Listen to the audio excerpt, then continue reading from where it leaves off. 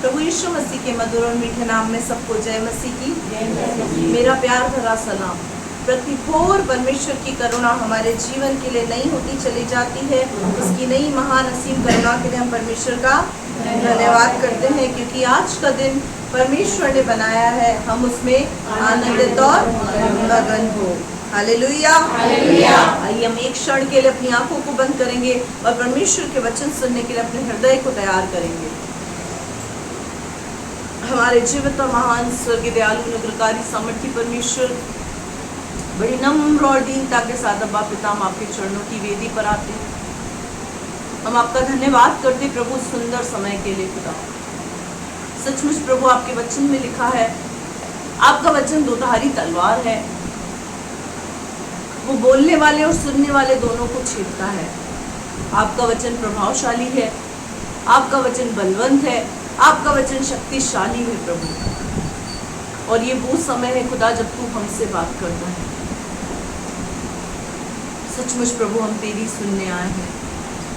पवित्र आत्मा, आपकी भारी उपस्थिति को मैं यहाँ पर चाहता हूँ, मुझ पर अपना कंट्रोल और कब्जा ले लीजिए। मत्ती 10:20 के वचन के अनुसार बोलने वाली मैं नहीं, परमेश्वर तेरा आत्मा हो जो मुझ में से होकर बोले और बातचीत करने पाए। वचन का बीज जो यहाँ पर बोया जाता है कि जिंदगी से 100 गुना प्रतिफल है। बीज चुराने वाली आत्मा को यीशु के नाम से डिस्ट्रॉय करती, सुस्ती आलस से दिलाने वाली आत्मा, नींद दिलाने वाली आत्मा, हर एक अंधकार की शक्ति को मैं यीशु के नाम से डिस्ट्रॉय करती। गूगल मीट को, यूट्यूब चैनल को, लाइट को, क्लैरिटी को, वॉइस को, विजिबिलिटी को, सब चीज़ों को मैं तेरे हाथों में सौंपती। जितने लोग इस वचन को सुन रहे हैं, जितने लोग बाद में सुनेंगे, पवित्र आत्मा तो उनके हृदय में काम कर। मैं अपने आप को पूरी रीति से तेरे हाथों में सौंपती राजा। मैं अपने आप को तेरे सम्मुख शून्य करती हूँ, धन्यवाद करती राजा अपने दुआ को। आप बड़े, हम घटे, हमारे जीवन से आपको महिमा मांगो। दुआ को यीशु के नाम से मांगो, आमीन। हालेलुया। आइए हम वचन में चलेंगे।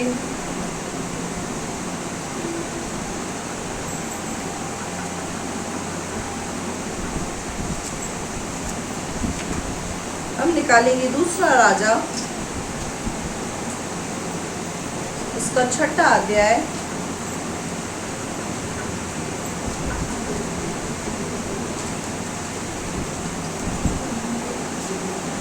इसकी 8वीं आयत से हम पढ़ेंगे। जो हमारा टॉपिक है उसका नाम है, जो हमारी ओर है वो सबसे बड़ा है। पढ़ो बेटा। दूसरा राजा 6ठा अध्याय 8वीं आयत, पेज नंबर 454। अराम का राजा इज़राइल से युद्ध कर रहा था और समझी करके अपने कर्मचारियों से कहा, अमुक स्थान पर मेरी छावनी होगी। पढ़ो। तब परमेश्वर के भक्त ने इज़राइल के राजा के पास कहला भेजा, चौकसी कर और अमुक स्थान से होकर न जाना, क्योंकि वहां अरामी चढ़ाई करने वाले हैं। हालेलुया। यहाँ पर लिखा हुआ है, आराम का राजा इज़राइल से युद्ध करने आया। आराम का राजा किसके खिलाफ उठा? इज़राइल कौन है? परमेश्वर के लोग। इज़राइल का मतलब क्या होता है? परमेश्वर की चुनी हुई प्रजा, परमेश्वर के चुने हुए लोग। अब यहाँ पे जो आराम का राजा है वो किसके विरुद्ध खड़ा हुआ? इज़राइल से लड़ने के विरुद्ध खड़ा हुआ, इज़राइलियों के विरुद्ध खड़ा हो गया, इज़राइल के राजा के विरुद्ध खड़ा हो गया। आपका राजा कौन है? प्रभु यीशु मसीह। हमारा राजा कौन है? प्रभु यीशु मसीह। हम कौन है? यीशु मसीह की प्रजा। राजा की तो प्रजा ही होती है ना। यीशु मसीह राजा है तो हम कौन है? उसकी प्रजा। यहाँ पे आराम का राजा कौन है? शैतान। और शैतान की प्रजा कौन है? आपको पता है कौन है? हाँ, अविश्वासी लोग। वो कौन है? आराम के राजा की प्रजा। यहाँ लिखा हुआ है इज़राइल से युद्ध करने के लिए युद्ध कर रहा था और सम्मति करके अपने कर्मचारियों से कहा, अमुक स्थान पर मेरी छावनी होगी। ये कौन बोल रहा है? आराम का राजा किसको बोल रहा है? इज़राइल के राजा को क्या बोल रहा है? यहाँ पर मेरी छावनी होगी। यानी वो क्या कर रहा है? इज़राइल पर कब्जा करने की सोच रहा है। तब परमेश्वर के भक्त ने इज़राइल के राजा के पास कहला भेजा, चौकसी कर, अमुक स्थान से होकर न जाना, क्योंकि वहां अरामी चढ़ाई करने वाले हैं। अब यहाँ पर कौन है? परमेश्वर का भक्त। परमेश्वर का भक्त किसको बोल रहा है? इज़राइल के राजा को। ये उस समय की बात है। परमेश्वर का भक्त किसको बोल रहा है? इज़राइल के राजा को बोल रहा है। क्या बोल रहा है? अमुक स्थान से तू मत जाना, क्योंकि अराम का राजा तुझ पर और तेरी प्रजा के ऊपर चढ़ाई करने वाला है। हालेलुया। कई बार मेरे प्रियो, पवित्र आत्मा हमें भी कुछ कार्यों को करने से मना करता है। पवित्र आत्मा किसी चीज की हमको अनुमति देता है, किसी कार्य को हमको करने से मना करता है। अगर हम उसकी बात को मान जाते हैं तो हम एक घटना से, या हम यूं कहें एक समस्या से, या हम यूं कहें कि एक मुसीबत से बच जाते हैं। बहुत से लोगों का अनुभव है कि पवित्र आत्मा हमें अगुवाई करता है, लेकिन हम उसके विरुद्ध चले जाते हैं। क्या हम समझे इस बात को? योना को जाना कहाँ था? नीनवे की ओर। कहाँ भाग गया? तर्शीश की ओर। क्या हुआ? मुसीबत आ गई। क्या मुसीबत आई? मगरमच्छ के पेट में उसको 3 दिन रात निराहार रहना पड़ा। अधमरे जैसी उसकी हालत हो गई। कारण जाना था नीनवे को, भाग गया तर्शीश को। जब वो तर्शीश गया तो जिस जहाज में बैठकर वो तर्शीश जा रहा था, उस जहाज के लोगों ने उठाकर उसको समुद्र में फेंक दिया कि तेरी वजह से ये प्रचंड वायु चली है और तेरी वजह से परमेश्वर का क्रोध हम पर भी भड़क रहा है। कई बार हमारा अनाज्ञाकारिता करने की वजह से हमारा परिवार चपेट में आ जाता है। हमारी गलती की वजह से हमारा परिवार भुगतता है। मेरे प्रियो, साफ शब्दों में योना को कहा गया था तुझे नीनवे को जाना है, लेकिन जैसे ही वो तर्शीश को गया तो महामच्छ के पेट में चला गया। ऐसे ही शायद आप लोगों में से भी बहुत का अनुभव होगा कि हमने अगुओं की बात को नहीं माना, हमने बहुत मुसीबत पाई, हम बहुत समस्याओं से निकले। हम भी ऐसा लगता था जैसे महामच्छ के पेट में चले गए हैं और निकलेंगे कैसे हम। बहुत बच्चों का अनुभव होगा। इसी तरीके से यहाँ पर परमेश्वर का जो भक्त एलीशा है, वो इज़राइल के राजा को क्या बोल रहा है? अमुक स्थान से मत जाना, क्योंकि वहां पर अरामी लोग तुम पर चढ़ाई करेंगे। आगे पढ़ो बेटा। तब इज़राइल के राजा ने उस स्थान को, जिसकी चर्चा करके परमेश्वर के भक्त ने उसे चिताया था, दूत भेजकर अपनी रक्षा की। और इस प्रकार 1-2 बार नहीं, वरन बहुत बार हुआ। हालेलुया। तब इज़राइल के राजा ने उस स्थान को, जिसकी चर्चा करके परमेश्वर के भक्त ने उसे चिताया था, दूत भेजकर अपनी रक्षा की। और इस प्रकार 1-2 बार नहीं, वरन बहुत बार हुआ। क्या किया? इज़राइल के राजा ने परमेश्वर के भक्त एलीशा की बात को माना और अपनी रक्षा की। मेरे प्रियो, कई बार आपको वो चीज दिखाई नहीं देती जो परमेश्वर के भक्त को, परमेश्वर के जन को दिखाई देती है। हम बहुत बार सलाह देते हैं, बहुत बार कुछ करने को कहते हैं, बहुत बार कुछ छोड़ने को कहते हैं, बहुत बार नए कदम उठाने को कहते हैं। उसमें भलाई किसकी छुपी हुई होती है? आपकी। रक्षा किसकी होती है? आपकी। सफलता किसको मिलती है? आपको। बुराई किसको मिलती है? हमको। मेरे प्रियो, आपके लिए कहना बहुत आसान है कि इनको समझ में नहीं आता। अगर समझ में नहीं आता होता ना, तो खुदा समझाने के लिए यहाँ खड़ा नहीं करता। अगर समझ में नहीं आता होता ना तो खुदा यहाँ खड़ा नहीं करता समझाने के लिए, वो वहाँ बिठाता जहाँ पे आप लोग बैठे हैं, वो वहाँ बिठाता। समझ में आता है इसीलिए यहाँ उसने खड़ा किया है। इजराइल का राजा बोलता परमेश्वर के भक्त को निमट लूंगा मैं, हम निमट लेंगे।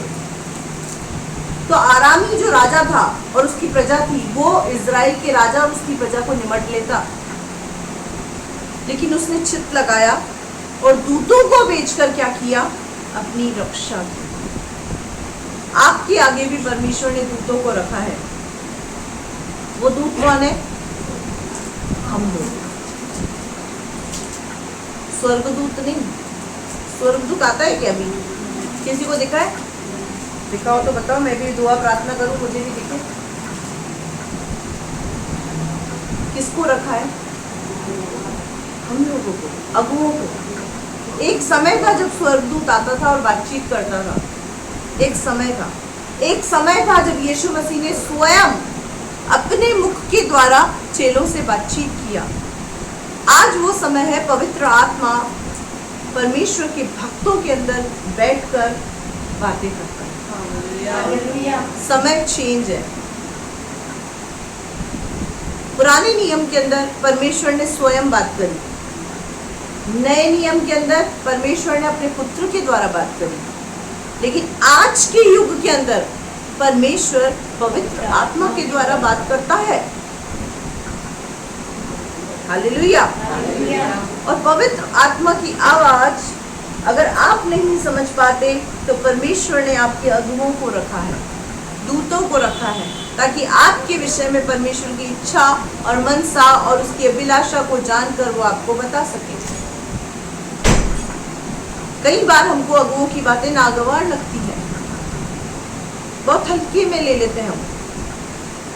मेरे प्रियो, हम आपसे प्यार करते हैं, आपसे बहुत घनिष्ठ संबंध है हमारा। इसका मतलब ये नहीं है कि आप हमारी बातों को हल्के में लें। हम आपसे प्यार करते हैं क्योंकि हमारे अंदर यीशु मसीह है।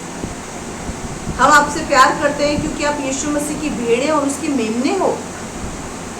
आप हमसे प्यार करते हैं क्योंकि आपको हमसे प्यार मिला है। इसका मतलब ये नहीं कि आप हमारी बातों को हल्का आंकने लग जाएं। रिश्ता अपनी जगह है और वास्तविकता अपनी जगह है। यहाँ पर एक बड़ी मुसीबत से इज़राइल का राजा और उसकी प्रजा निकले हैं, कारण परमेश्वर के भक्त के बात मानने की वजह से। आगे क्या हुआ यहाँ पर? इस कारण अराम के राजा का मन बहुत घबरा गया। हाँ। अतः उसने अपने कर्मचारियों को बुलाकर उनसे पूछा, हाँ। क्या तुम मुझे न बताओगे कि हम लोगों में से कौन इज़राइल के राजा की ओर का है? हालेलुया। आराम का राजा ये देख के डर गया। क्या बोलने लगा? अपनी प्रजा के लोगों को इकट्ठा करा और डर के बोला, तुम में से तो कोई भेदिया है जो उसको जाकर खबर दे रहा है। तुम में से ऐसा कोई भेदिया है जिसने इज़राइल के राजा को जाकर बता दिया हमारी प्लानिंग को। हालेलुया। हालेलुया।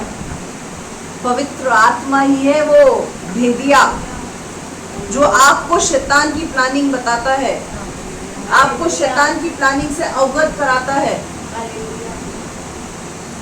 बहुत बार मेरे प्रियो ऐसा होता है कि पवित्र आत्मा हमको कहीं जाने के लिए मना करता है और हम फिर भी निकल पड़ते हैं, तो हम मुसीबत में फंस जाते हैं।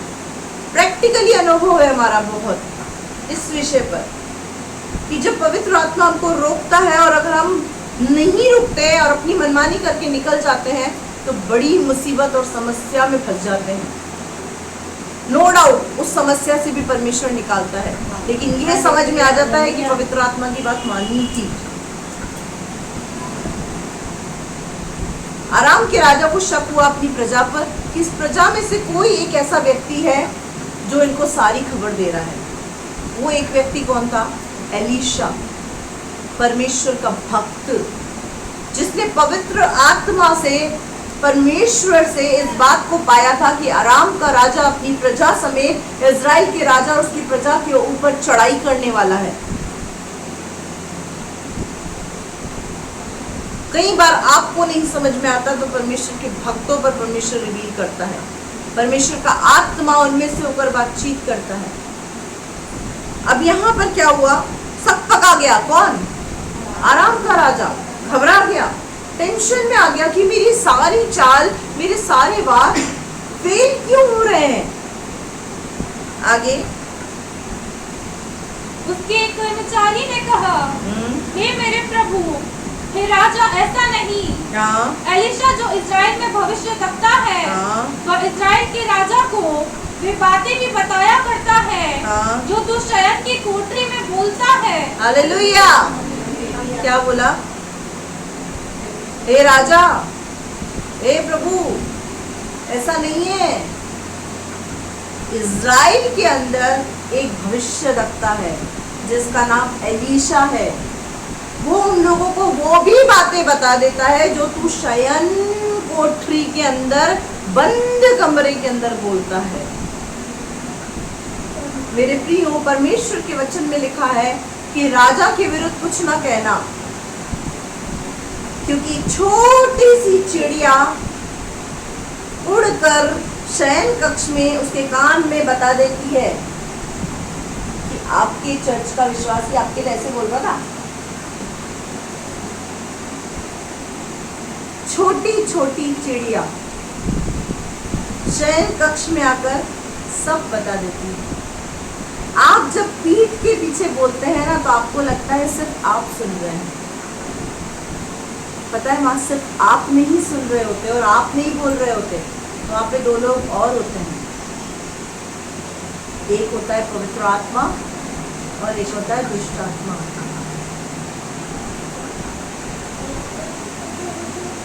कहीं ना कहीं से आपने जो बोला वो उड़ कर हमारे पास आ जाता है।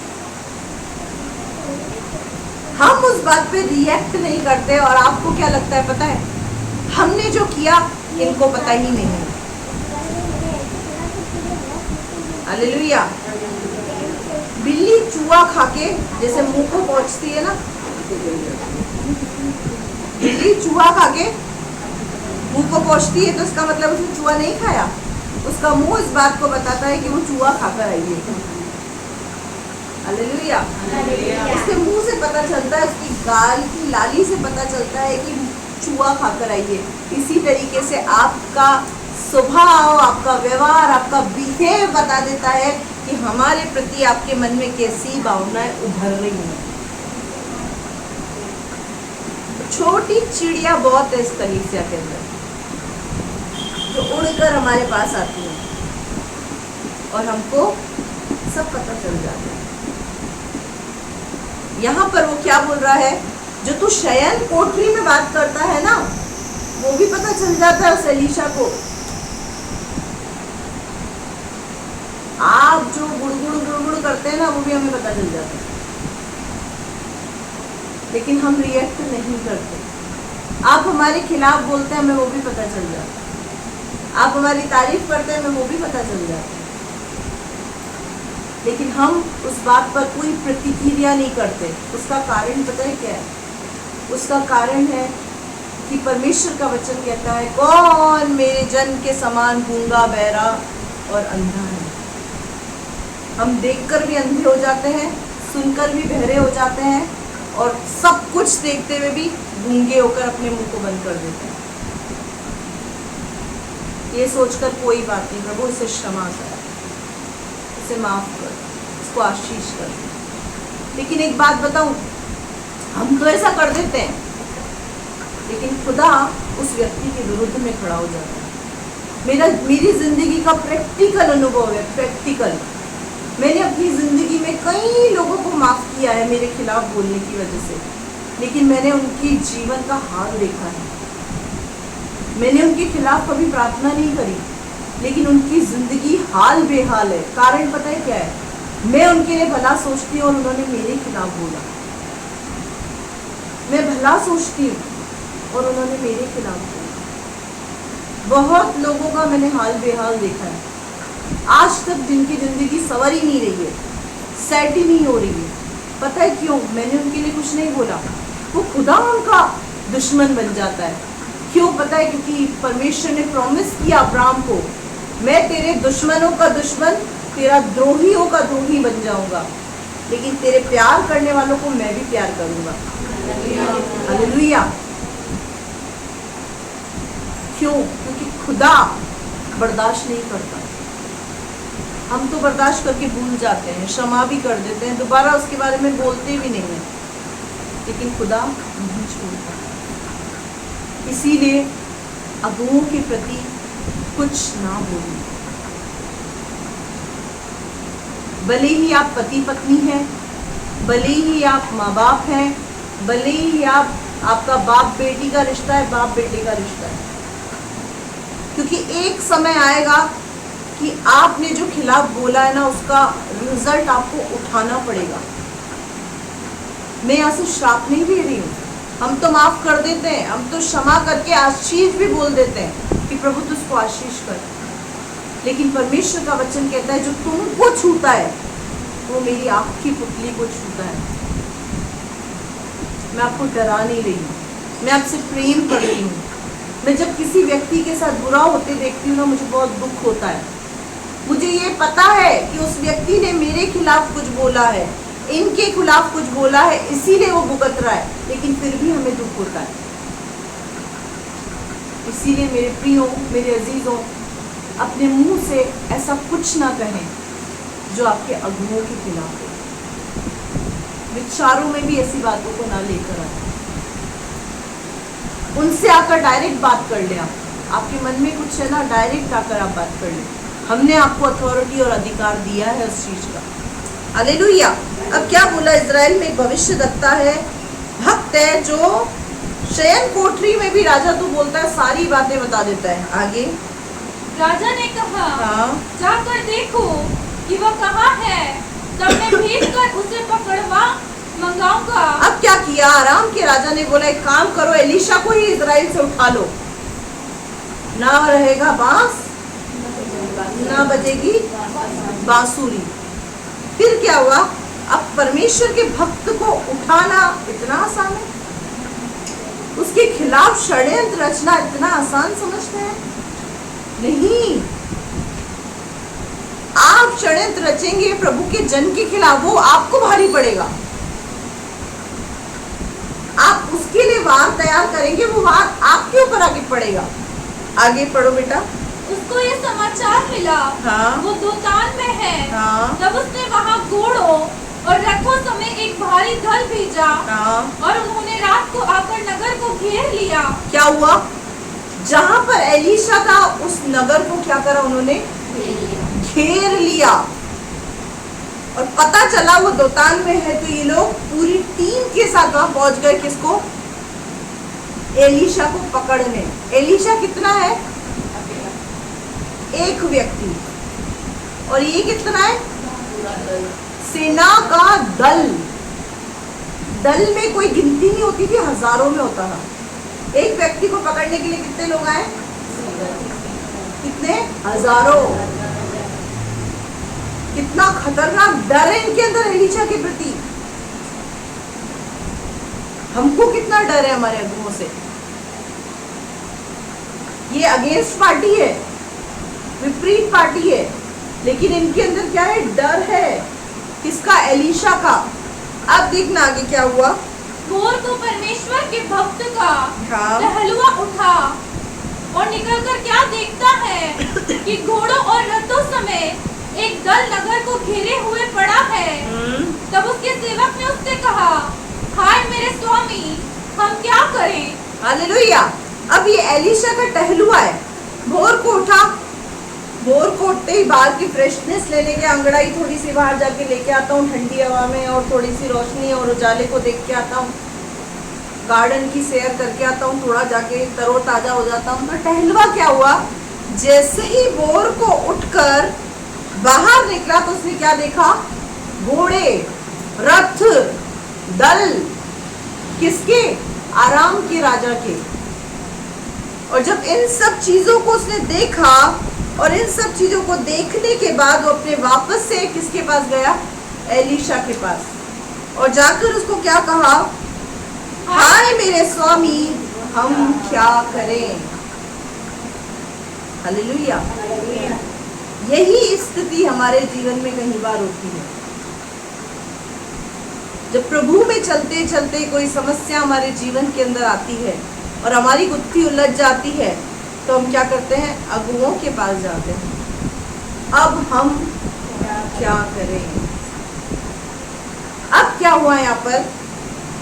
उसने कहा, हाँ, मत डर, हाँ, क्योंकि जो हमारी ओर है हाँ, वह उनसे अधिक है हाँ। जो उनकी ओर है। हालेलुया। क्या किया पता है? अपने टहलुए को, अपने शिष्य को, जो उससे सीखता था, उसको क्या कहा? मत डर, जो हमारी ओर है वो सबसे बड़ा है, वो उनसे बड़ा है जो उनकी ओर है। उनकी ओर कौन था? शैतान। आराम के राजा और उसकी प्रजा की ओर कौन था? शैतान। क्या बोला? हमारा परमेश्वर शैतान से बड़ा है। जो शैतान हमारा बिगाड़ने के लिए खड़ा है। क्या आपको पता है ये बात कि जो आपके विरुद्ध में खड़ा है वो उससे बड़ा एक और है जो आपके फेवर में खड़ा है। हालेलुया। कई बार संकट समस्याएं हमें डरा देती हैं, हमें विचलित कर देती हैं, हमें परेशान कर देती हैं। उन समस्याओं के चलते हम क्या करते हैं? डर जाते हैं, घबरा जाते हैं, परेशान हो जाते हैं और भागते हुए कहाँ आते? अगुओं के पास। अगुए क्या बोलते हैं? मत डर, जो हमारी ओर है वो सबसे बड़ा है। हालेलुया। आपके विरुद्ध में शैतान कितनी भी चालें चल ले, कितनी भी चालें चल ले, लेकिन वो परमेश्वर से छोटा ही रहेगा। जो हमारी ओर है वो सबसे बड़ा है। उसका जो स्वभाव है बहुत ही डिसिप्लिन वाला स्वभाव है। वो पता है क्या करता है? खड़ा हो जाता है हाथ पे हाथ धर के, इसका देखो उखाड़ना है ना, उखाड़ ले, जितनी कोशिश करनी कर ले। जब शैतान कोशिश करके थक जाता है, उसके बाद परमेश्वर अपने हाथ को खोलता है। हालेलुया। और फिर वो काम करता है जो शैतान उसकी टीम देख के भी हक्के चक्के रह जाते हैं। हालेलुया। हो सकता है आपके जीवन में अभी समय शैतान का चल रहा हो, लेकिन धीरज धरें, परमेश्वर का समय आने वाला है। और जब उसका समय आएगा तो उसकी लाठी में आवाज तो नहीं होती पर बरोबर पड़ती है। हालेलुया। क्योंकि जब वो लट्ठू उठाता है तो अच्छे अच्छों की छुट्टी कर देता है। अब यहाँ क्या हुआ? वो कहाँ गया? स्वामी के पास। स्वामी ने क्या समझाया? मत डर, जो हमारी ओर है वो सबसे बड़ा है। यानी उससे बड़ा ना कोई था, ना कोई है और ना कोई होगा। हालेलुया। और अब क्या हुआ? पढ़ो। तब एलिशा ने ये प्रार्थना की, हे परमेश्वर, इसकी आंखें खोल दे कि यह देख सके। सेम प्रार्थना जो हम करते हैं। हे परमेश्वर, इसकी आंखें खोल दे कि ये तेरे सामर्थ को देख सके। आराम के राजा उसकी प्रजा को नहीं, समस्या को नहीं, ये तेरी सामर्थ को देख सके। प्रभु तो उसकी आंखों को खोल दे। अब वापस देखो क्या होता है। तब परमेश्वर ने सेवक की आंखें खोल दी। और जब तक वो देख सका, तब क्या देखा कि एलिशा के चारों ओर का पहाड़ अग्निमय घोड़ों और रथों से भरा हुआ है। हालेलुया। जैसे ही आंखों का ट्रीटमेंट हुआ, मोतियाबिंद का धुंधलापन हटा। कई बार हमारी आंखों में भी मोतियाबिंद आ जाता है, साफ साफ दिखाई नहीं देता है। फिर क्या करना पड़ता है? आंखों के स्पेशलिस्ट के पास जाना पड़ता है। वो स्पेशलिस्ट कौन है? आपके अगुवे। और वो आपके लिए प्रार्थना करते हैं, पवित्र आत्मा आता है, आपकी आंखों से मोतियाबिंद के धुंधलेपन को निकालता है। और यही धुंधलापन जब उस सेवक की आंख से निकला तो क्या देख रहा है? एलीशा के चारों ओर स्वर्ग दूतों के अग्निमय रथों का घेरा। अभी पहले क्या दिख रहा था? आराम की सेना, रथ, दल। लेकिन जैसे ही आंखों का इलाज हुआ, आंखों के लिए प्रार्थना हुई, क्या हुआ? स्वर्ग दूतों की सेना दिखाई देने लगी। किसके लिए? एलीशा के प्रोटेक्शन के लिए। Hallelujah, hallelujah. अभी इस समय इस हॉल के अंदर सिर्फ आप लोग नहीं बैठे हैं, इस हॉल के चारों ओर स्वर्गदूतों की टीम फैली हुई है जो यहाँ पर निगहबानी कर रहे हैं। हालेलुया। क्यों स्वर्गदूतों की टीम यहाँ पर मौजूद है? आप बताएंगे क्यों? हाँ, क्योंकि राजा यहाँ है, प्रभु यीशु मसीह यहाँ है। तो जहाँ राजा वहाँ प्रजा। अब राजा को स्वर्गदूत अकेला छोड़ देंगे क्या? जहाँ 2 या 3 जन मेरे नाम से जमा होते हैं, मैं उनके बीच में उपस्थित हूँ। यीशु मसीह आया तो स्वर्गदूत भी पीछे पीछे भागते हुए आ गए। तो सिक्योरिटी में कौन है? आप और मैं। हम कौन है? यीशु मसीह की दुल्हन। दुल्हन के ऊपर कोई उंगली लगाएगा, दूल्हा छोड़ देगा? मैं आपको एक एग्जांपल देती हूँ। विशाल और नेहा, आप इधर आओ, जल्दी से दौड़ कर आओ, फास्ट फास्ट।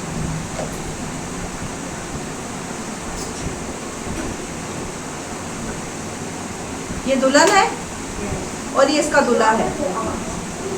मैं इसको चूटी पहनती रहूं, ये चिल्लाएगी आउच, वो एक बार देखेगा, दूसरी बार चोटी पहनूंगी आउच, तीसरी बार यहाँ पे खड़ी होकर थप्पड़ मार दूंगी, वो देखता रहेगा। इसको बोलेगा तू बात बोल। क्या भाई? क्या भाई? क्यों क्यों क्या किया इसने? करेगा ना ऐसा। तो जब आप यीशु मसीह की दुल्हन है तो आपके खिलाफ आपका दूल्हा कैसे देख सकता है? बैठो बेटा, समझ में आया? आपकी दुल्हन के खिलाफ आपका दूल्हा कैसे बर्दाश्त कर सकता है? एलीशा को बचाने के लिए कैसे नहीं उतरेगा ऊपर स्वर्ग का राजा? आपको बचाने के लिए कैसे परमेश्वर उसके दूत नहीं आएंगे? हालेलुया। आपका बचाव परमेश्वर करता है। हालेलुया। अभी आपने देखा प्रैक्टिकल, कितनी देर तक बर्दाश्त करेगा? सिर्फ थोड़ी देर तक दूल्हा। उसके बाद वो थोड़ा आड़े हाथ नहीं आ पा रहा था, कारण क्योंकि मैं थी यहाँ, मुझे बोल रहा था आपकी है जो कर लो। मेरी जगह कोई और होता तो शायद वो बर्दाश्त नहीं करता। हालेलुया। क्या हम समझे इस बात को? पहले क्या दिख रहा था? विरोधी पार्टी, शैतान, शैतान के काम, उसकी टीम। लेकिन जैसे ही मोतियाबिंद के इलाज हो जाता है ना, आज आप परमेश्वर से कहें मेरी आंखों के मोतियाबिंद का इलाज कर। हालेलुया। अभी आपको क्या दिख रहा है? आपकी फाइनेंशियली स्थिति, आपकी समस्या, आपकी बेरोजगारी, आपकी बीमारी, आपका दुख, आपकी तकलीफ, आपकी परेशानी, चारों तरफ वही दिख रही है, चारों तरफ। लेकिन जैसे ही आप परमेश्वर से कहेंगे अपनी आत्मा को भेज, पवित्र आत्मा मेरे आंखों के मोतियाबिंद का इलाज कर, तो वो समस्या नहीं, उसका समाधान दिखने लगेगा। हालेलुया। अग्निमय रथ दिखने लगेंगे, स्वर्गदूत दिखने लगेंगे। आपको टीम दिखने लगेगी जो आपके लिए कार्य कर रही है। Hallelujah, hallelujah, hallelujah. एक आवाज कान में आएगी, मत डर, जो तेरी ओर है वो सबसे बड़ा है, सबसे बड़ा है। पर एक दिक्कत है, अब वो क्या दिक्कत है? वो आपकी ओर होना भी चाहिए। अगर आपका जीवन, आपका चाल चलन उसको प्रसन्न करने वाला है तो वो आपके पास डेफिनेटली वो आपकी ओर है। कई बार हम सोचते हैं, पता है क्या सोचते हैं? कि वो हमारी ओर है, वो सबसे बड़ा है। हाँ और है, लेकिन वो नहीं, कोई और हमारी ओर होता है। वो कौन होता है? दूसरा नंबर का डैडी, डैडी डेविल, शैतान। हमको समझ में नहीं आता कि हमारी ओर कौन है। आपको आपके चाल चलन से ही पता चल जाएगा कि आपकी ओर कौन है। अगर किसी ना किसी को खुदा आपके फेवर में खड़ा कर रहा है, इसका मतलब खुदा आपकी ओर है। हमारे चाल चलन पर डिपेंड करता है कि खुदा आपकी ओर है या शैतान आपकी ओर है।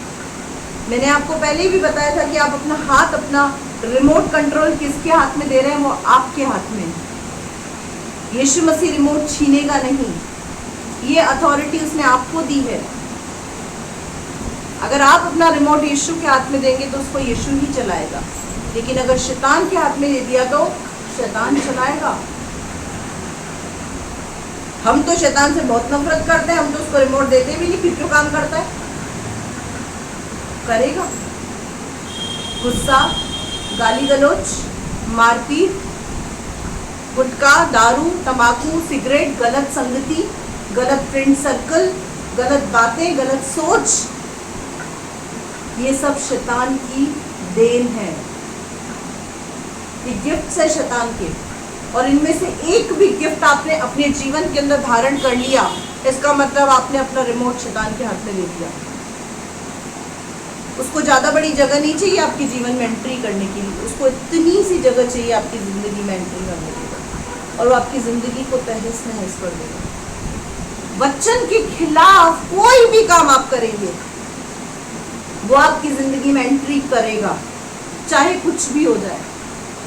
फिर आप बैठकर कितना भी बोलते रहें कि परमेश्वर मेरी ओर है, कितना भी बोलते रहें, इससे फर्क नहीं पड़ेगा। आपने उसको एंट्री दे दी है, और एंट्री अगर उसको मिल गई तो वो आपको तहस नहस करने की कोशिश करेगा। लेकिन हमारा खुदा प्रेमी है, वो ऐसे में भी हमको नहीं छोड़ता है। वो हमको सुधरने के, समझने के, बदलने के पूरे पूरे चांसेस देता है। Hallelujah, hallelujah. लेकिन हम उस चांस को क्या करते हैं? गवा देते हैं। जो आपको चांस मिल रहा है ना, उसको गवाएं नहीं। आगे पढ़ो बेटा। जब अरामी उसके पास आए तब एलीशा ने परमेश्वर से प्रार्थना की, इस दल को अंधा कर डाल। एलीशा के इस वचन के अनुसार उसने उन्हें अंधा कर दिया। Hallelujah, hallelujah. एलीशा कितना है? अकेला, और दल बहुत बड़ा। जैसे ही आराम का राजा और उसकी प्रजा एलीशा के सम्मुख आए, एलीशा ने हाथ उठा के स्वर्ग के परमेश्वर से क्या कहा? इस सारे दल को तू अंधा कर दे। उसी समय सारा दल उसी समय अंधा हो गया। पढ़ो मत्ती 18 का 18।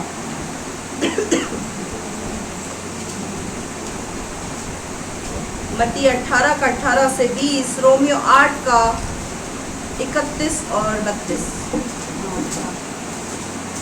मैं तुमसे सच कहता हूँ, जो कुछ तुम पृथ्वी पर बांधोगे वह स्वर्ग में बंधेगा, और जो कुछ तुम पृथ्वी पर खोलोगे वह स्वर्ग में खुलेगा। Hallelujah, hallelujah. इसीलिए कहते हैं परमेश्वर के जन से पंगा ना लेना।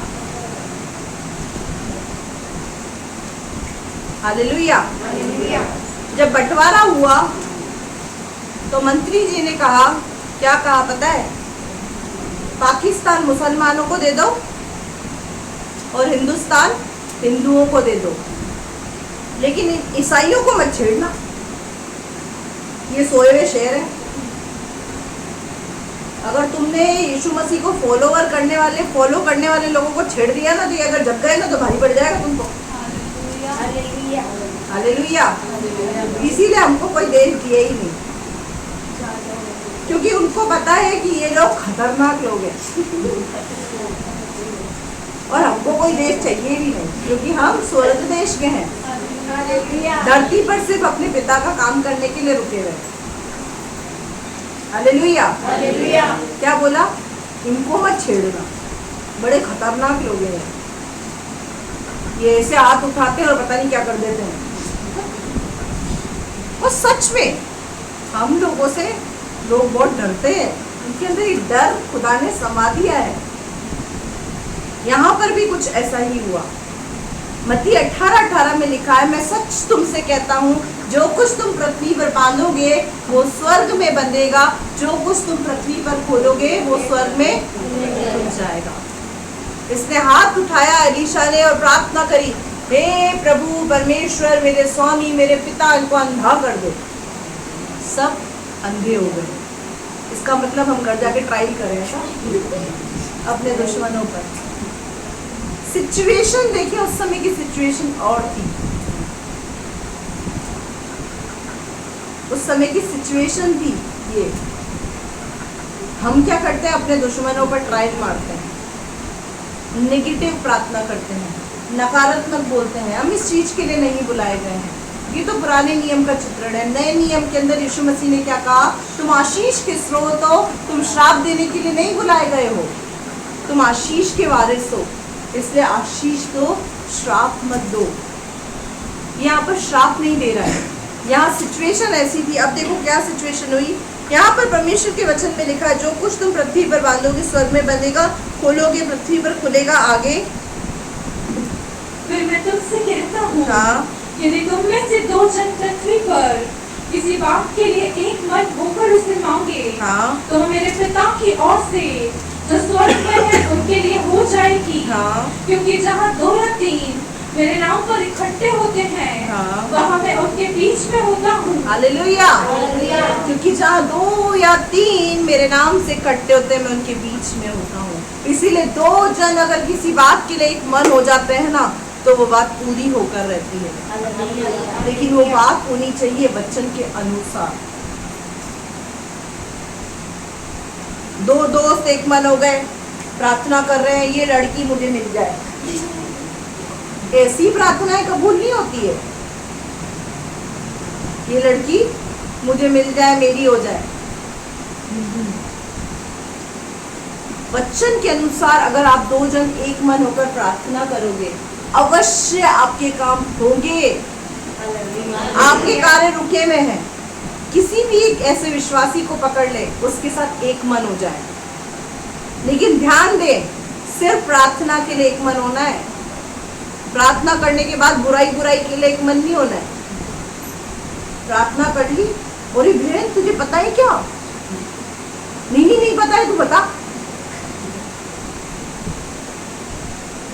ये कराना तो आपकी प्रार्थना रद्द हो जाएगी, क्योंकि परमेश्वर का वचन कहता है, परमेश्वर बुराई करने वाले के विमुख रहता है, यानी उसको पीठ दिखा देता है अपनी, कि तेरे लिए मेरे पास कोई चमत्कार नहीं है। अगर आप 2 जन एक मन होकर प्रार्थना कर रहे हैं, तो आपकी ड्यूटी है सामने वाले का हालचाल पूछना, प्रार्थना करना, वचन की बात शेयर करना, आराधना करना। जो कर रहे हो वचन के अनुसार करो, फिर अपना फोन डिस्कनेक्ट करके पटक दो। प्रार्थना करने के बाद 15 मिनट प्रार्थना करी और आधा घंटा बुराई करी, सब मुंह गोबर कर दिया, सब कचरा कर देते हैं। 15 मिनट की प्रार्थना, आधे घंटे की बुराई। एक मन की प्रार्थना, किसी बात के लिए ईमानदारी के साथ एक मन हो जाए, एक विश्वासी को पकड़ के वचन के अनुसार, और फिर सिर्फ प्रार्थना करके रख दें, रिजल्ट मिलेगा आपको फास्ट। और ये 100% है, मैंने देखा है। क्यों पता है? क्योंकि जब कोई एक मन होकर प्रार्थना करता है ना, शैतान उनके बीच में टंटा शुरू कर देता है। कारण पता है क्या है? क्योंकि वो किसी को एक मन नहीं होने देता। आप जिसके साथ प्रार्थना कर रहे ना उसी के खिलाफ आपके अंदर छोटा सा जहर आपके कान में फूंक के चला जाएगा। कान में आएगा, फूंक करके छू, फू करेगा और छू, उसको फलवंत आप ही कर देते हैं पानी डाल डाल के। हाँ बिल्कुल सही है, बिल्कुल सही है।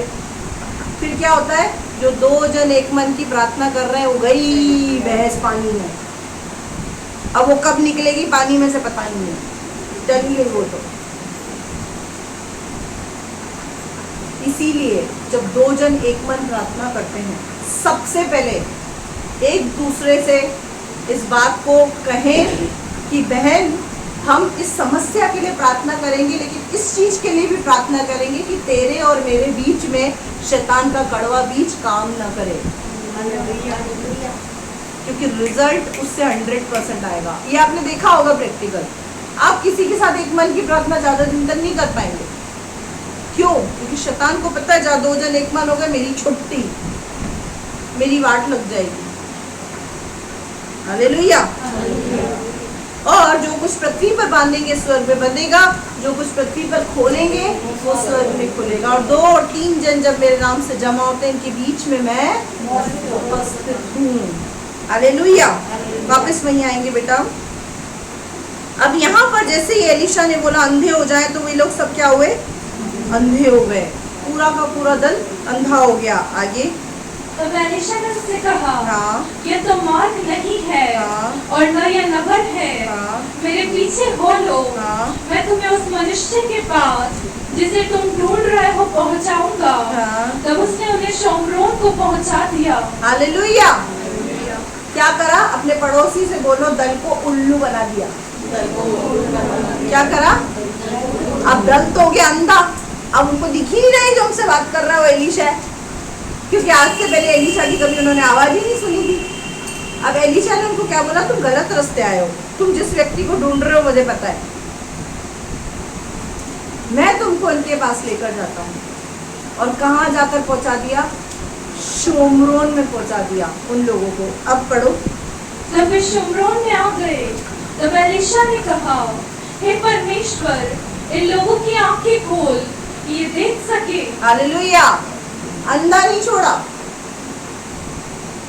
क्या करा? शोम्रोन पहुंचाकर क्या कहा? परमेश्वर इनकी आंखें खोल दे। और अब क्या हुआ? क्या आ गया ना वो बात, तुम्हारे बांधे हुए को स्वर्ग में बंधेगा, तुम्हारा खोला हुआ स्वर्ग में खुलेगा। अंधा किया तो अंधे हो गए, आंखें खोली खुल गई, अधिकार है। दूसरा कोरिन्थियों 4:4 में लिखा है, संसार के ईश्वर ने संसार के लोगों की आंखों पर पट्टियां बांधकर उनको अंधा कर दिया है, ताकि मसीह का प्रतिबिंब, मसीह की चमक उन लोगों पर ना चमके। लेकिन आपको और मुझको अधिकार है उनकी आंखों से पट्टियां खोलने का। क्या हम प्रार्थना में बोलते हैं कि शैतान ने जो लोगों पर पट्टियां बांध रखी यीशु के नाम से खुल जाए? नहीं बोलते। कारण पता है क्या है? हमारी आंख में ही मोतियाबिंद है। कौन सा मोतियाबिंद? मेरी स्थिति बहुत खराब है, बहुत खराब है मेरी स्थिति, बहुत फाइनेंशियली दिक्कत हो रही है, बहुत ऐसा हो रहा है, मेरा पेट बहुत गड़बड़ कर रहा है, मेरा सर बहुत गड़बड़ कर रहा है। इसी गड़बड़ जाले के अंदर शैतान आपको व्यस्त कर देता है। वो बड़ा ही चालाक है। मैंने आपको क्या कहा? वो फू करके छू हो जाता है। वो बहुत चालाक है। उसको पता है कि अगर इन्होंने ऐसी प्रार्थना करना शुरू कर दी तो धीरे धीरे धीरे धीरे धीरे धीरे करके कोटा के लोग मेरे हाथ से निकलना शुरू हो जाएंगे। इसीलिए वो आपको अब कुछ लोग बोलते हैं, मुझे काफी लोगों का मुझे सवाल होता है, हम प्रभु में आते हैं उसके बाद भी ऐसी समस्या क्यों आती है? उसका जवाब दे रही हूँ आपको। आपको ये नहीं पता कि आप लोग कौन हैं, लेकिन शैतान को पता है ये लोग बड़े खतरनाक लोग हैं। इनका भरोसा नहीं है, कशिश और नया बैठ गई तो मेरी वाट लग जाएगी, हैप्पी और पायल बैठ गई एक साथ तो मेरी वाट लग जाएगी। इसीलिए क्या कर देता है? कशिश और नया का टंटा ही करा देता है। मैं एग्जांपल दे रही हूँ, टंटा नहीं एक दूसरे की शक्ल देख के बोल नहीं नहीं नहीं मेरे मन में कुछ नहीं है, एक दूसरे की शक्लें देख ली है, नहीं नहीं नहीं नहीं मेरे मन में कुछ नहीं है। मैं एक एग्जांपल दे रही हूँ। ये दोनों बैठे हैं, इससे पहले इनके अंदर खुसर खुसर करके डाल देगा कुछ ना कुछ आपके कान में और छू, और काम सारा इन्होंने बिगाड़ दिया। हमारी जिंदगी में जो समस्या आती है उसका कारण पता है क्या है? हम बहुत शक्तिशाली हैं और ये बात शैतान को पता है। ये बात बंटवारा करने वाले मंत्री जी को भी पता था। क्या कहा? इन लोगों को सोने दो, ये सोते शेर हैं, जब गए तो फाड़ खाएंगे। लेकिन आप लोगों को ये नहीं पता है, हमको उलझा के रखने की शैतान और उसकी टीम की प्लानिंग है। अच्छा मुझे एक बात बताओ, यहाँ से एक व्यक्ति ऐसा खड़ा हो जाए जो बोले मेरे को फाइनेंशियली दिक्कत है और मैंने 10 दिन से रोटी नहीं खाई, 5 दिन से नहीं खाई, चलो 2 दिन से नहीं खाई, 1 दिन से नहीं खाई, एक व्यक्ति भी ऐसा खड़ा हो जाए, है ऐसा कोई? अरे लॉकडाउन में भी हमारे खुदा ने भरपेट खिलाया और वेराइटीज खिलाई हमको। बाइबल बोलती है खाने पीने पहनने ओढ़ने के लिए इसी पे संतोष करो, क्योंकि बहुत लोगों ने धन की लालच में आकर धनवान होने के चक्कर में अपना विश्वासी रूपी जहाज को डुबो दिया। ओढ़ने को है ना कपड़ा तन पर, या सुबह उठते हैं ऐसा दिखता है, अलमारी दिखता है यार आज तो अंडरगारमेंट्स में ही जाना पड़ेगा, कपड़े ही नहीं है। ऐसा किसी के साथ सिचुएशन आई क्या? ओढ़ने के लिए कपड़े हैं, भरपेट खा रहे हैं, 3 टाइम खा रहे हैं, प्रार्थना भले 1 टाइम करें लेकिन खाते 3 टाइम भरपेट है, उसके बाद भी हम रो रहे हैं। कारण पता है क्या है? हमारी इच्छाएं और हमारी अभिलाषाएं, ये है कारण। मेरे प्रियो, अपनी इच्छाओं और अभिलाषाओं को साइड में रखें। मत्ती 6:33 के अंदर लिखा हुआ है, पहले तुम उसके धर्म और उसके राज्य की खोज करो तो संसार की सारी वस्तुएं तुम्हें मिल जाएंगी। तुम्हें भागने की जरूरत नहीं है। पर दिक्कत क्या है? वो संसार की हमको खोज करवाता है, परमेश्वर के धर्म और राज्य की नहीं। साइकिल है तो 2 व्हीलर चाहिए, 2 व्हीलर है तो 4 व्हीलर चाहिए, 4 व्हीलर है तो ये चाहिए वो चाहिए, संतुष्टि नहीं मिलेगी। मैंने देखा है, छोटे मकान से बड़े मकान में जाओगे तो वो भी छोटा लगने लगेगा, छोटे से बड़े में जाओगे वो भी छोटा लगने लगेगा। क्यों? क्योंकि शैतान हमको इस धन की लालच में, इस संसार की चीजों में उलझा कर रखना चाहता है। वो ये चाहता है कि हम इन्हीं चीजों में उलझे रहें और परमेश्वर की तरफ देखें ही नहीं। आपके साथ ऐसा होता है? समस्या में है, क्यों है? उसका जवाब दे रही हूँ। उसका गड़बड़ चाला है, उसने जाल बिछाया है वो, कि आप इन्हीं में उलझे रहे और परमेश्वर के कार्यों से वंचित रहे। क्योंकि उसको पता है जहाँ 2 जन एक मन होकर बोल देंगे ना कि प्रभु इनकी आंखों पर बंदी पट्टियां खुल जाएंगी। अब कुछ लोगों को सैटरडे फास्टिंग में यहाँ पर आना होता है, फ्राइडे को बोलता है शैतान कान में आकर तेरे को प्रार्थना करने नहीं आती इसलिए मत जाना, बेइज्जती हो जाएगी तेरी, बेइज्जती। बहुत लोगों का ये कि हमको प्रार्थना करने नहीं आती, और बहुत लोग फास्टिंग प्रेयर में आकर प्रार्थना करना सीख गए हैं, बढ़ गए, आशीषित हो गए। बहुत लोगों के कान में फ्राइडे को आके फूंक मार देता है, तो प्रार्थना करना तेरे को नहीं आती, मत जाना। माँ के गर्भ से मम्मी पापा बोलना सीख के आए थे क्या? पेट से सीख के आए थे? निकलते ही बोला था सरप्राइज मम्मी, ऐसा किया था क्या? मैं आ गया, मैं आ गई, पापा कहाँ है, बता दो मैं आ गई, ऐसा किया था क्या? ओए करते हुए आए थे। वो ओए भी अच्छी लग रही थी माँ बाप को। बच्चा रोता नहीं ना, माँ बाप को घबराहट चालू हो जाती है कि रोया क्यों नहीं, चेक करो कि रोया क्यों नहीं, चेक करो। लेकिन जब मम्मी पापा का सिर्फ मम मम मम मम करता है ना बच्चा, वो भी अच्छा लगता है। तो आप यहाँ कर अगर पप पप पप पप करोगे ना तो वो भी अच्छा लगेगा। समझो मेरी बात को, घबराए नहीं। ये प्रार्थना का इतना शैतान ने आपको क्या समझा दिए, तो पे प्रार्थना, माइक एक सांप है, गवाही मत देना। मैं आप लोगों के सामने हर संडे को यहाँ डिस्को डांस करती जो करो जैसे नाचती हूँ, मेरे को तो घबराहट नहीं होती। आप तो हैबिचुअल हो, आप भी गवाही देते देते हैबिचुअल हो जाएंगे। एक देंगे ना 10 देने का मौका परमेश्वर देगा। पर क्या करते, छुपा के रखते हैं गवाही को, अंदर पर्स में डाल के रखती हैं औरतें। तो यहाँ आकर गवाही दिया करें, आपके जीवन में परमेश्वर काम करता है। आप एक गवाही देंगे, आपको आगे 10 गवाही देने का मौका मिलेगा। पर दिक्कत क्या है पता है, एक गवाही पूरी होती है ना तो हम लालची, ये दूसरा काम होगा फिर पक्का गवाही दूंगी, और वो दूसरे काम में आपको शैतान उलझा के रखता है, दूसरा काम होने ही नहीं देता है। कि अगर ये गवाही देने खड़ी हो जाएगी तो इसके जैसे 2-4 और होंगे, वो भी उनका भी विश्वास बढ़ जाएगा। आपको मौका ही नहीं देता। आपके जीवन में छोटा सा भी काम हुआ है ना, उसकी गवाही और उसकी प्रशंसा, उसकी महिमा करने से ना चुके। क्या मेरी बात को समझे आप? पढ़े बेटा, आगे पढ़े। तो परमेश्वर ने उनकी आंखें खोली। हाँ। और जब वे देखने लगे तब क्या देखा कि हम शोमरोन के मध्य में हैं। उनको देखकर इस्राएल के राजा ने एलीशा से कहा, हे मेरे पिता, क्या मैं इनको मार लूं? मैं इनको मार लूं? उसने उत्तर दिया, मत मार, क्या तू उनको मार दिया करता है? चलो छोड़ो बस, मेरे को यहीं तक आपको सिखाना था। एलीशा ने जब कहा आंखें बंद हो, आंखें बंद हुई, आंखें खोल जाए, आंखें खुल गई। एक वचन हम और पढ़ेंगे, रोमियो की पत्री इसका 8वां अध्याय इसकी 31 और 32वीं आयत। इस वचन को पढ़ के मैं अपने कथन को विराम दूंगी।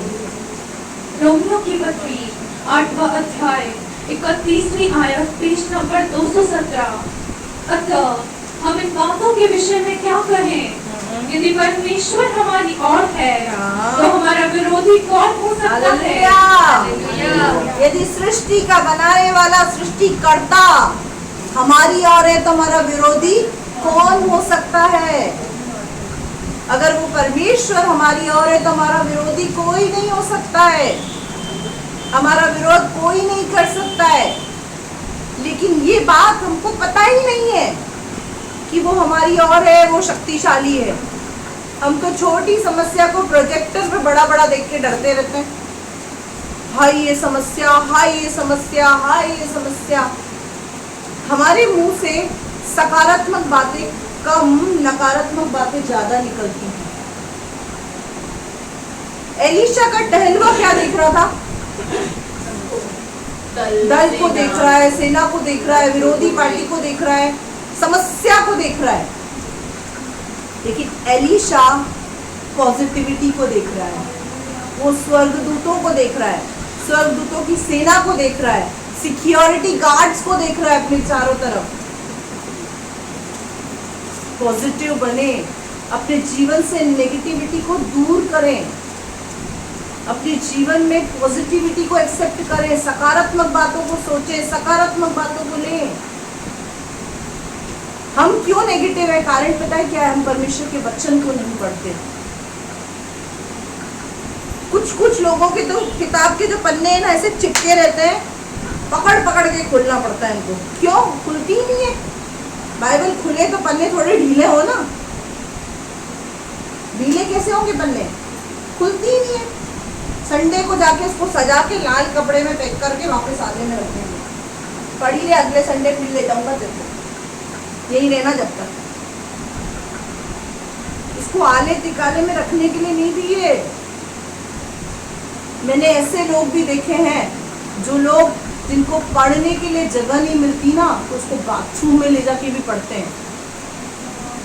कहाँ है हमारी ऐसी ऐसी क्यूरियोसिटी, ऐसी जिज्ञासा कहाँ है? पूरे दिन भर में एक बार रोटी खाते हैं, 3 बार खा रहे हैं ना। आत्मा को कितनी रोटी खिला रहे हैं? आत्मा की खुराक तो ये वचन है। आपकी आत्मा मरती जा रही है और आपको पता भी नहीं चल रहा।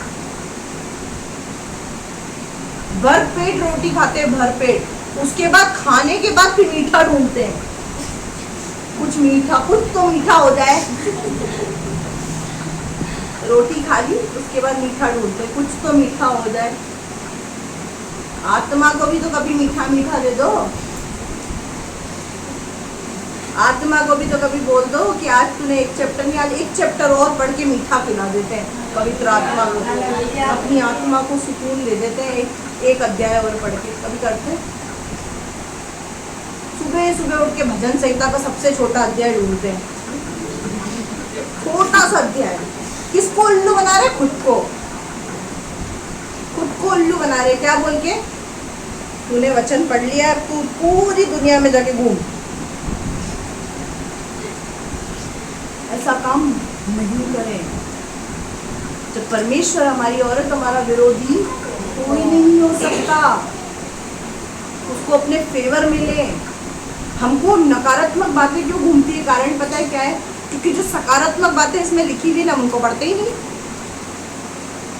इसलिए चारों तरफ से नेगेटिविटी हमको आके घेर लेती है। अगर हमको पता होता कि शेरों की मान में जब दानियल को डाला गया और शेर उसको खा नहीं रहे थे, उसको चाट रहे थे, उसको निला धुला रहे थे, शेर उसका आदर सम्मान कर रहे थे, तो क्या हम शेरों की मान में रह के डरेंगे?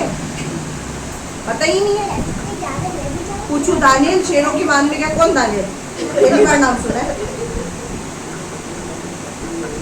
पहली बार नाम सुना है? कौन दानियल? कोटा में तो नहीं सुना है, रहता है क्या कोटा में? ऐसे मैं कई बार यहाँ पे क्वेश्चन पूछती हूँ तो लोग मुंह देखते कि कोई बोल रहा हो तो उसकी लिपसिंग पकड़ लें।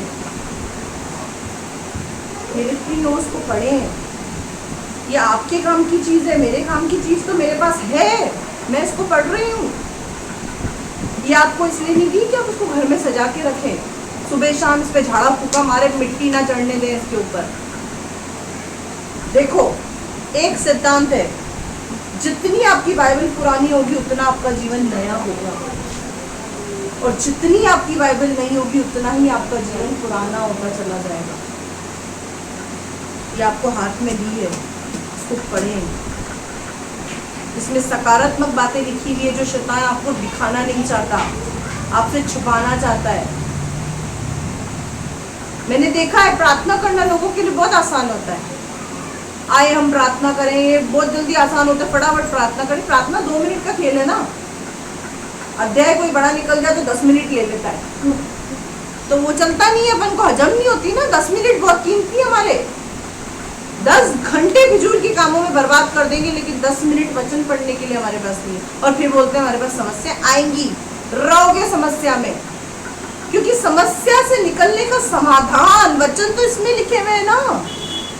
इसको खोलेंगे नहीं, इसको पढ़ेंगे नहीं, तो कैसे समाधान निकलेगा? मैंने 90% लोगों को देखा है, जमाने भर के काम कर लेते हैं लेकिन इसको नहीं पढ़ते। होता पता है क्या है? शरीर बलवंत होता चला जाता है, आत्मा कमजोर होती चली जाती है। फिर शरीर की क्रियाएं प्रतिक्रिया करने लगती हैं। टेंशन कहाँ पर है? आत्मा में या शरीर में? कभी बोला है आपने मेरी आत्मा को आज बहुत टेंशन हो रही है, आज मेरी आत्मा बहुत चिंता में है? बोलते हैं क्या? बताओ अगर बोलते हो तो। मैंने तो किसी के मुंह से नहीं सुना है। आज मेरी आत्मा को बहुत तेज भूख लगी है, घर में आके बच्चा बोले मम्मी को, मम्मी मेरी आत्मा को बहुत भूख लग रही, खाना दो। मम्मी क्या बोलेगी? पगला गया है, कहाँ से सीख के? आत्मा को कोई भूख लगती है क्या? भूख पेट में लगती है बेटा, ये सिखाएगी। आता है तो बेटा बोलता है आत्मा को भूख लग रही है। मम्मी बोलती है कि आत्मा को टेंशन हो रही है। क्यों?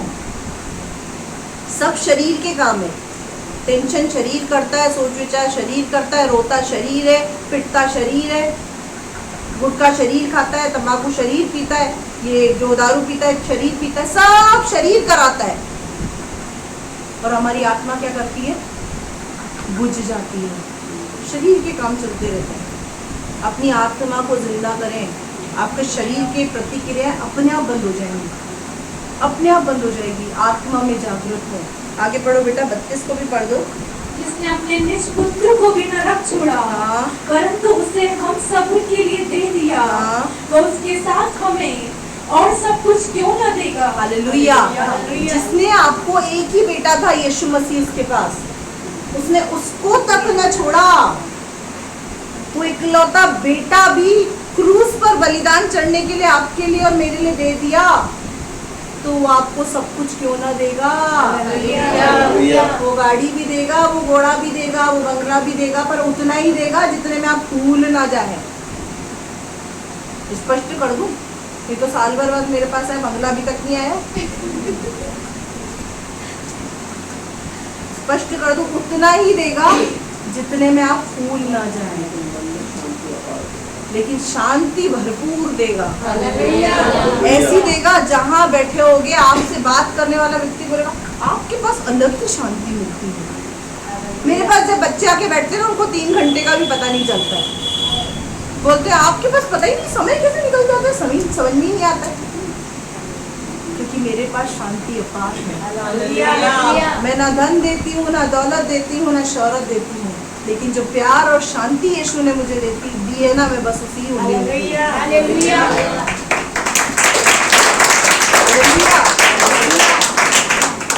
इसीलिए पहले उसके धर्म और राज्य की खोज करो, सब वस्तुएं तुम्हें मिल जाएगी। जिसने पुत्र दिया वो सब कुछ देगा।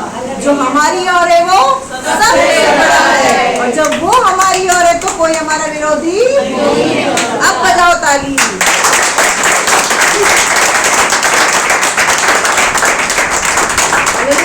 हालेलुया। ये ताली मेरे लिए नहीं, परमेश्वर के लिए। हालेलुया। इसीलिए इसको पढ़ना शुरू करें और नकारात्मक जीवन से छुटकारा पाएं और सकारात्मक जीवन को अपनाएं। इसके अंदर वो मूल मंत्र लिखे हुए हैं, इसके अंदर वो नुस्खे लिखे हुए हैं जो आपकी जीवन को बदल देंगे। आपके हाथ में जो किताब दी गई है ना, ये महज बहुत छोटी सी किताब है, लेकिन ये काम बड़े बड़े करती है। हालेलुया। इस छोटी किताब में ही बड़े बड़े काम छुपे हैं, इसीलिए इसको पढ़ें। और जो आपकी आंखों का मोतिया बिंदु है ना, उसका इलाज करें। आज से आप अपने लिए प्रार्थना करें, मेरी आंखों के मोतिया बिंदु का इलाज कर, मेरे अविश्वास का उपाय कर, मेरे विश्वास को बढ़ा, मुझे विश्वास में धनी बना, मुझे सकारात्मक सोच दे। आप इसको पढ़ के तो देखें। अभी यहाँ पे लेके जाएंगे निर्णय, पक्का पढ़ूंगा मैं इसको, कुछ भी हो जाए पढ़ूंगा। वो गेट पे खड़ा होगा हमारा डेली, वो बाहर पकड़ लेगा और बोलेगा मुन्ना आ गया, तेरा इंतजार कर रहा था मैं। कोई पढ़ने वढ़ने की जरूरत नहीं, बस टाइम का है। सब कामों के टाइम में हमारे पास पटलाई करने के लिए, खाने के लिए, पीने के लिए, घूमने फिरने के लिए, सब काम का टाइम है हमारे पास, लेकिन वचन पढ़ने के लिए हमारे पास टाइम नहीं। मेरे प्रियो, इसको पढ़ें और अपने जीवन में अमल करें। आइए हम अपनी आंखों को बंद करेंगे।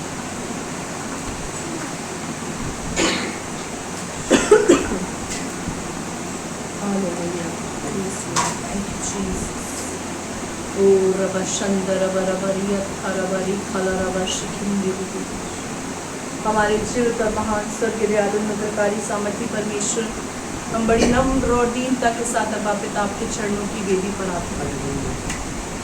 आपके सुंदर वचन के लिए हम आपका धन्यवाद करते हैं खुदा। सचमुच प्रभु, तेरा वचन हमें बताता है कि जो हमारी ओर है वो सबसे बड़ा है। सचमुच खुदा, तेरे वचन में लिखा है पिता, तूने हमें खोलने और बांधने का अधिकार दिया है। तूने हमें अधिकार दिया है कि हम 2 जन एक मन होकर तुझसे मांगे, तुम्हें स्वर्ग से सुनकर देगा। प्रभु, जहाँ 2 या 3 जन तेरे नाम से जमा होते हैं, उनके बीच में उपस्थित हो जाता है। प्रभु, हमने देखा एलीशा का जो टहलुआ था, सेवक था, वो उन चीजों को नहीं देख पा रहा था जिन बातों को एलीशा देख पा रहा था। होने दे प्रभु, आज यहाँ पर जितने लोग बैठे हैं, उनकी आंखों में यदि मोतियाबिंद है तो पवित्र आत्मा तो उनका इलाज कर। आंखों के ऊपर से वो धुंधलापन हट जाए, परमेश्वर की सामर्थ, उसकी महिमा साफ साफ दिखने लग जाए। पवित्र आत्मा तू काम कर प्रभु। आज हमने तेरे वचन से सीखा, हमें अपनी समस्याएं बड़ी बड़ी क्यों लगती है, क्योंकि शैतान उसको छोटी समस्या को बड़ा प्रोजेक्टर पे करके दिखाता है, ताकि हम उस समस्या में उलझे रहे और उस कार्य को ना कर सके जो कार्य तूने हमें सौंपे हैं। तूने हमें खोलने और बांधने का अधिकार दिया है खुदा। हम अपने अधिकारों को नहीं समझ पाते, हम अपनी छोटी छोटी समस्याओं को लेकर रोते रहते हैं। ओ राजा, हमारी आंखों को तू पॉजिटिविटी से भर दे। यीशु, हमारी आंखों को, हमारे विचारों को, हमारी सोच को, हमारे दृष्टिकोण को तू पॉजिटिव कर दे, ताकि हम उसको देखने पाए जो हमारी ओर है। पवित्र आत्मा, तू एक एक के जीवन में काम कर, अपनी सामर्थ को एक एक के जीवन पर ढेल। राजा, मैं तुझसे सी विनती करती, धन्यवाद करती तेरे सुंदर वचन के लिए प्रभु। ये जो वचन का बीज इनके ऊपर बोया गया है पिता, एक एक की जिंदगी से 100 गुना प्रतिफल लाए। मैं गूगल मीट वालों को भी तेरे हाथों में सौंपती। पवित्र आत्मा, उनके जीवन में तू काम कर, अद्भुत गवाहियों को उनके जीवन में बना खुदा। जो यूट्यूब चैनल के ऊपर सुनेंगे वचन को प्रभु, उनके जीवन में भी एक अद्भुत गवाही को तू बना खुदा। मैं तुझसे सी प्रार्थना करती राजा, धन्यवाद करती राजा अपने दुआ के। आप बड़े, हम घटे, हमारे जीवन से आपको महिमा मिले।